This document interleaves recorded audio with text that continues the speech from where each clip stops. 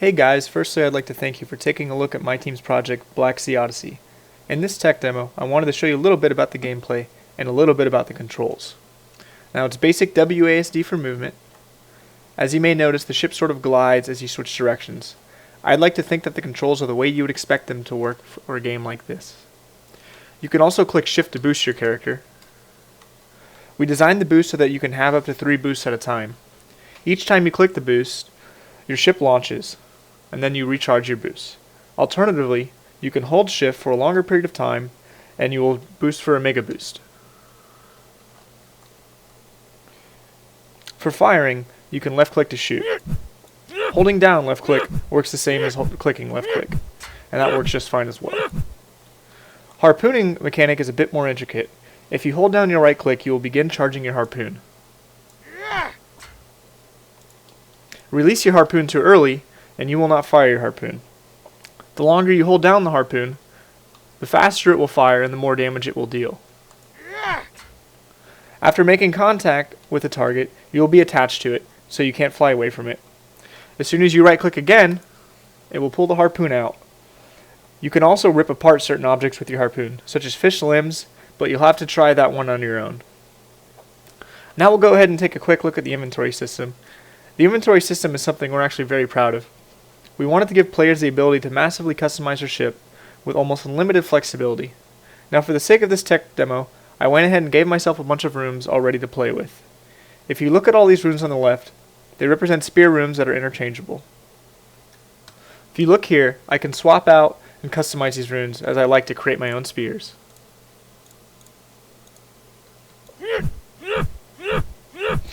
Now as you can see, my attack pattern changes based on the combination of the spears I put together.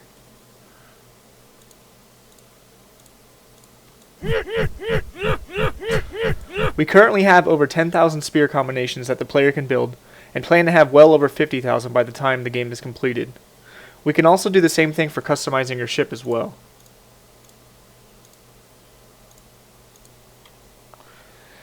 Okay, let's take a quick peek at the shop. Now I won't go too much into detail on the shop because of its current state, but it should give you an idea of how it will work. Each time we enter a shop node, there will be a few randomized items based on where you are in the galaxy that the player can choose from. Every time you visit a shop, expect it to be completely different from the last time you visited one. You can purchase items here and sell them here with your credits. There will be a shop for consumable items, spear runes, and ship runes.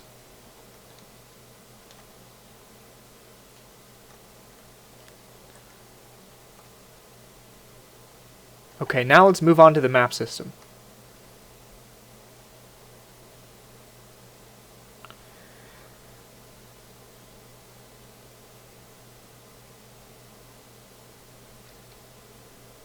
Now the next thing we wanted to show off, we hope that you will be as excited about as we are, and that is our map system. As you can see here, we're using a node-based system.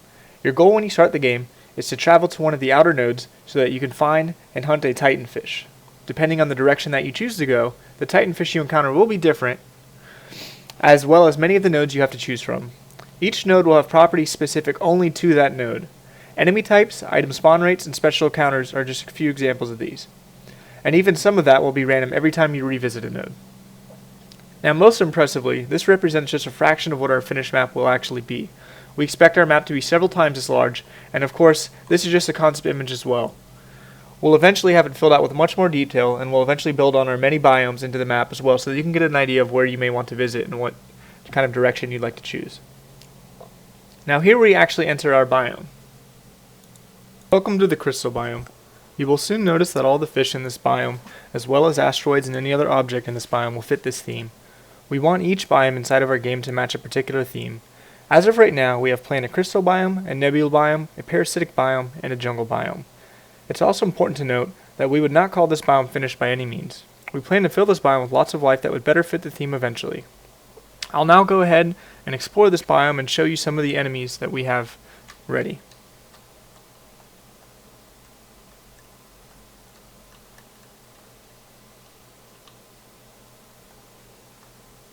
Okay, here we have a minnowfish. The minnows travel together in groups with their companions. When one is killed, they scatter frantically. as you can see. We wanted some of the fish in our game to resemble their counterparts in the wild. The minnow is a great example of one.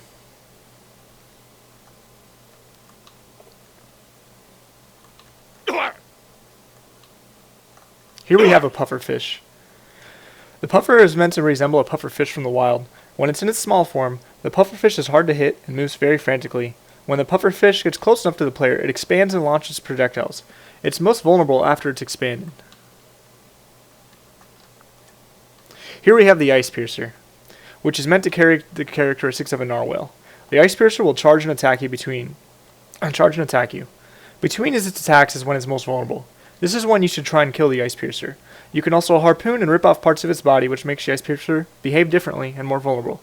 I'll go ahead and show that to you now.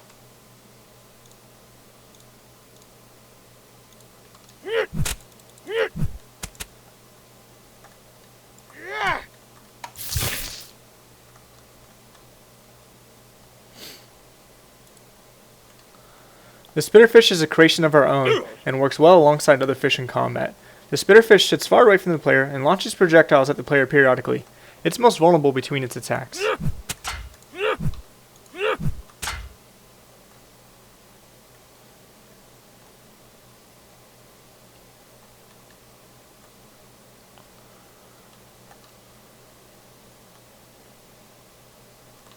Here we have the piranha. The piranha acts much like their counterpart and hunt and travel in groups. When one piranha is killed, the pack forms together to attack. This creates an interesting dynamic when battling with multiple species of fish.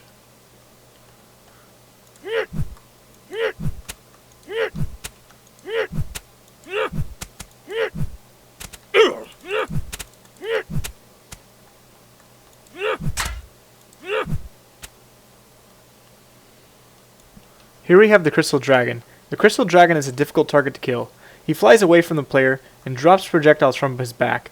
With all of the crystal armor around his body, the player is forced to navigate in the front side of the dragon where he can more easily shoot at the target. You can also rip off the dragon's fins and access the sides of its body.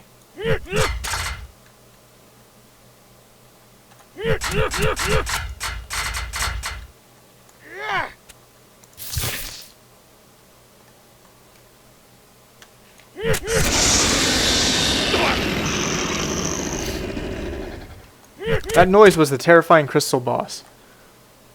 The crystal boss has several different attack patterns. When he first discovers you, he charges at you, and then quickly spreads his fins when he gets close enough to you, as you'll see soon.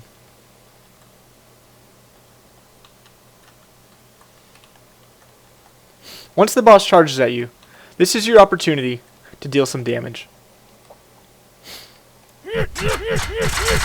He will continue to swim away at you and to wag his tail back and forth. You have to be careful to dodge his tail as it swings it back and forth. Occasionally the boss will also let loose some scales from his back that launch at you.